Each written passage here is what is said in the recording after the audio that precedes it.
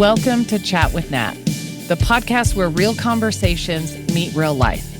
I'm your host, Natalie Keim, an entrepreneur, financial professional, caregiver, and advocate for living fully. This show dives into the stories and strategies that shape who we are and how we thrive. This week, I'm excited to be diving into the conversation about faith in all of its aspects. But before we do that, let's hop into this week's money tip.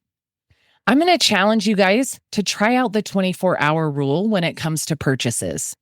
If you see something you want, not need, wait 24 hours before buying it. Studies show that 88% of impulse purchases happen because of emotions, not necessity. By giving yourself a day, you cut the urge, make more intentional choices, and keep more money in your pocket. Over a year, this simple habit can save the average American between $1,200 and $2,400. So my challenge to you is the next time you're ready to purchase a want, sit on it for 24 hours and make sure that you still feel good about it before you pull the trigger. And feel free to send me a note and let me know how that new tool works for you. Let's dive into our topic today. As I said, I'm going to be talking to you about all the different aspects of faith. But first, I want to go through some of the definitions or the meanings around different kinds of faith. Faith is trust and confidence. At its core, faith involves a deep trust or confidence, whether in a person, an idea, or a higher power. It is belief without proof. A common understanding of faith is firm belief in something even when there is no direct evidence or proof. In the religious context, faith is a belief in God, religious doctrines or teachings, and a commitment to that spiritual system. When it comes to loyalty and allegiance, faith can also mean that loyalty is to a person, a cause, or duty, and the quality of keeping one's promises. And then in the legal context, good faith refers to sincerity or honesty, while bad faith implies dishonesty or insincerity. I want to dive into just a few of these components today, and I want to start by talking about faith in humanity. If I'm being honest, when I look around the world sometimes, there's so much messiness. There's so much discontent. There's so much combativeness and even just outright attacking that happens at the surface. But then when I take time to sit back and look a little bit deeper, I see how good humanity still is. 62% of people who see an act of kindness are inspired to pay it forward. This reminds me a few years ago, there was that trend. I don't know if it existed where you are, but here where I am, it was the trend of you'd go to Starbucks and you'd pay for the order behind you. And I remember one day pulling up to the window to get my order, and they said, the lady in front of you paid for your order. And I had not just ordered a coffee that day. I had ordered breakfast and a snack. And so I paid for the order behind me. And hopefully that continued on for several cars or even several hours. But I know there's so much of things like that that goes around. People who have more look for the opportunities to give more, either when it comes to their time, financially, or whatever. Over 77% of people globally believe most people can be trusted. I want you to think about a time when somebody helped you out, went out of their way in a grocery line, buying your coffee at Starbucks like I talked about, or just showed up to help when you were struggling with something. Maybe you were sick and somebody brought you a meal. How did that make you feel? I know for me that every time somebody goes out of their way without being asked, without even knowing that I might be struggling, going through a difficult time, not feeling well, whatever it is, every time they go out of their way to be of service to me, it definitely fuels that fire of service within me to pass that on to somebody else who needs it. That whole pay it forward concept. Faith in humanity restores hope when the news cycle or personal struggles you're facing might be making you feel isolated. So the next time that you're struggling, that it seems like everything you see on the television or everything that's going on around you in your community or in your family seems heavy and hard, I'm going to challenge you to sit back and look for those sparkles of humanity that are all around us.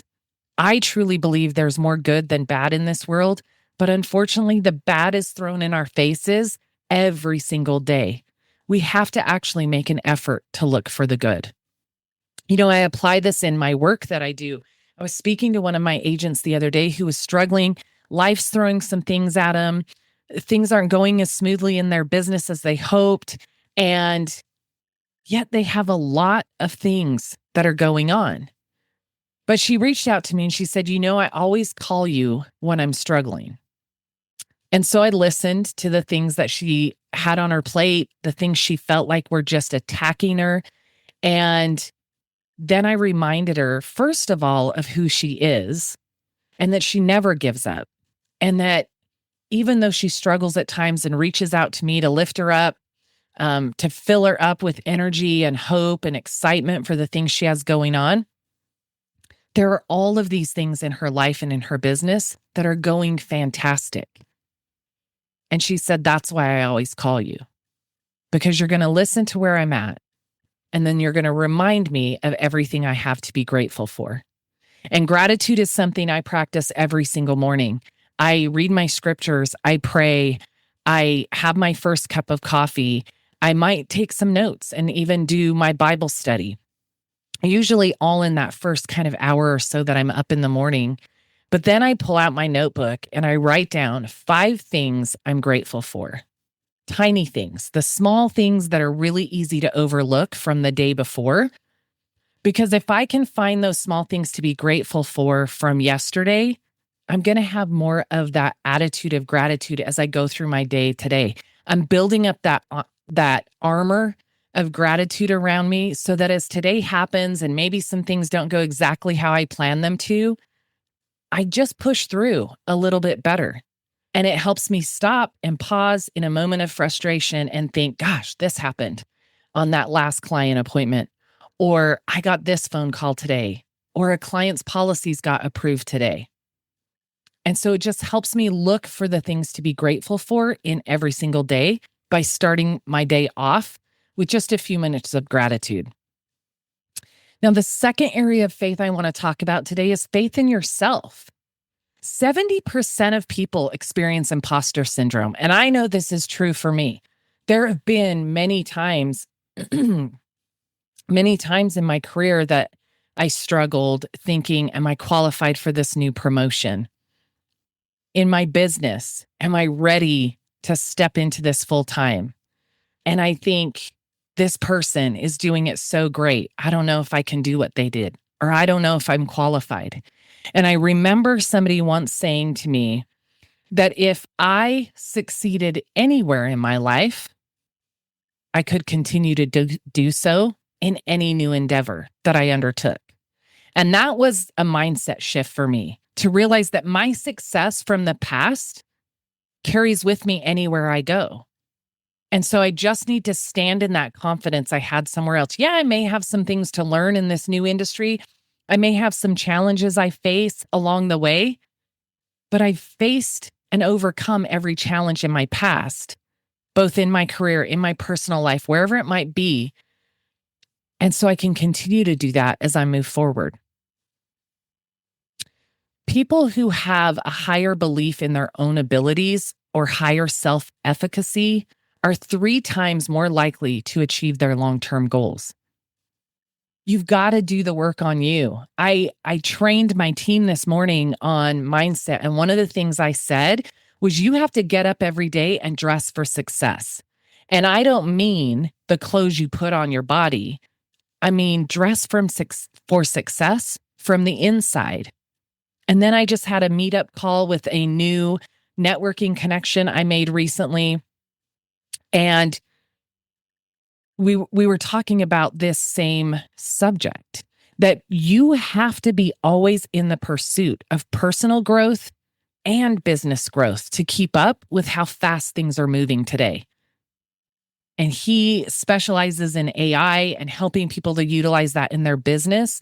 And I'm going to have him on a future episode of the podcast. So watch out for that. I'm really excited to have that conversation with him because AI is a tool I've started using in my business to benefit me. But at the end of the day, no matter what tools you have, no matter what opportunities in front of you, or no matter what challenge you're facing, that belief in your ability to overcome, to succeed, or to learn if things don't work out your way makes you 3 times more likely to achieve the thing you're trying to accomplish. You know, I talked a little bit about that faith or that leap from corporate to entrepreneurship. I had no guarantees, you guys. The only thing that I had locked down was I had 6 months of income saved. And I was making about 50% of my previous income when I stepped into my business full time. So that meant if I only kept making 50% of my income that I was making part-time, I could get by for a year. That's 6 months of full-time income I had saved, could fill in the gaps, and I'd get through a year. That's the only thing I knew for sure. And here I am, 6.5 years later, still going. That's what faith in yourself looks like. Feeling like, well, for me, I knew I was called to the work that I do. I get to wake up every day and serve people. And I pray every day, God, open doors and windows to allow me to meet and connect with more people that I can serve through the work that I do.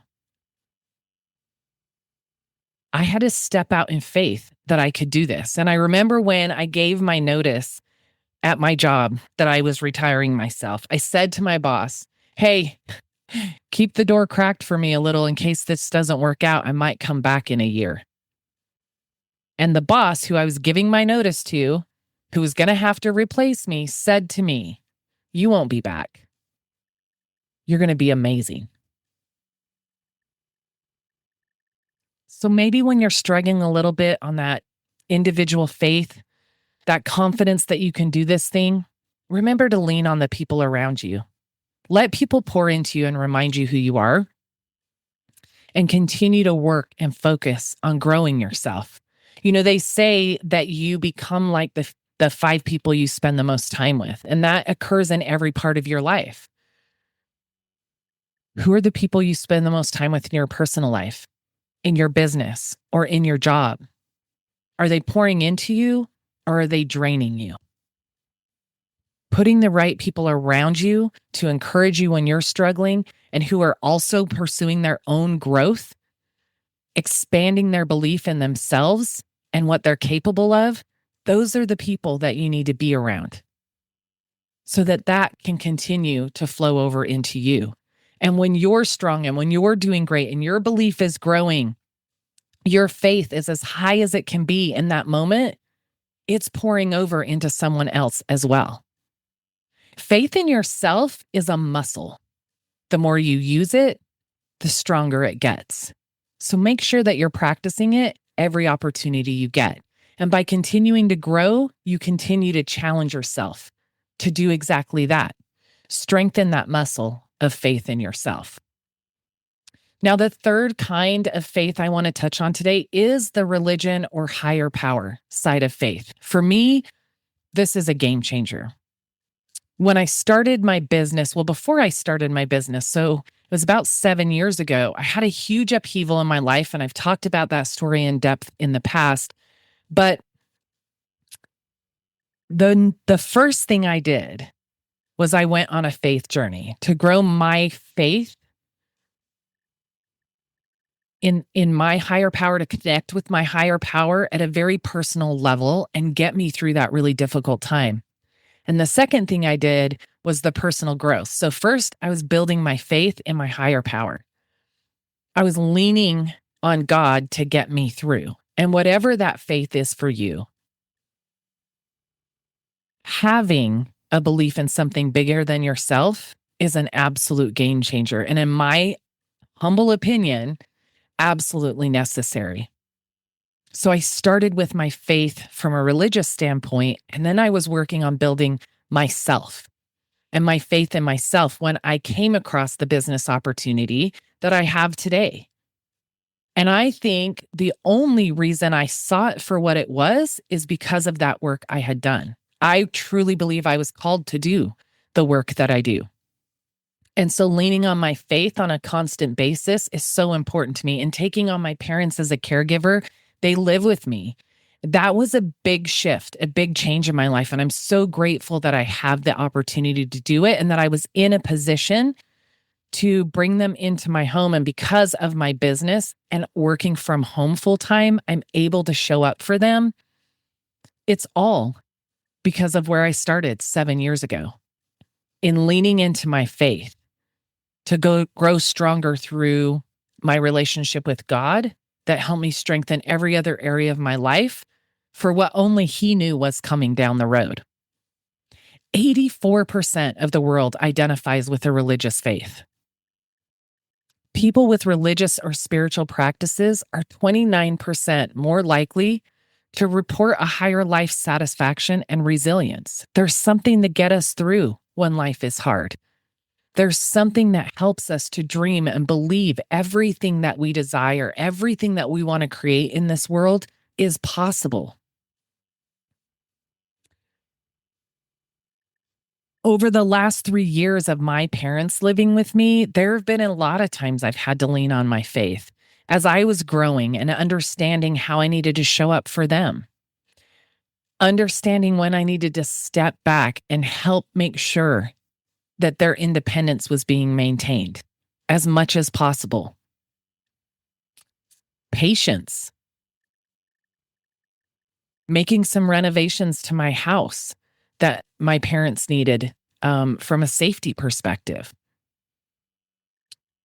Trusting that I could manage to show up for my parents first and that my business would be okay.